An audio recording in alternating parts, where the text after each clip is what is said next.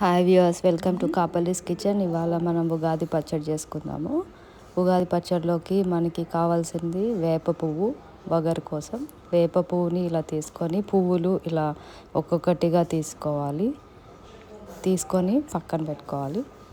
ఆ తర్వాత కొద్దిగా చింతపండు గుజ్జు కూడా తీసుకొని అందులో పోసుకోవాలి. ఇది రెండో ఇంగ్రీడియంట్. అలా పల్ప్ లేకుండా తీసేసుకోవాలి. దానిలోకి సన్నగా తరిగి పెట్టుకున్న మామిడికాయ ముక్కలు, ఇది మూడో ఇంగ్రీడియంట్. అలాగే బెల్లము, ఇది నాలుగో ఇంగ్రీడియంట్.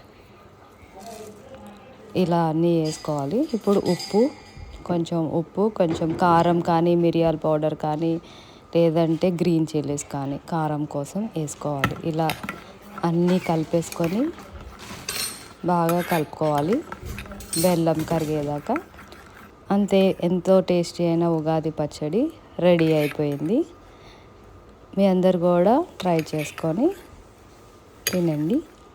ఉగాది పచ్చడి అంటే ఏంటో తెలియని ఈ పిల్లలకి చూపిస్తున్నాను నేను ఈ recipe. Thank you for watching. Please subscribe my channel.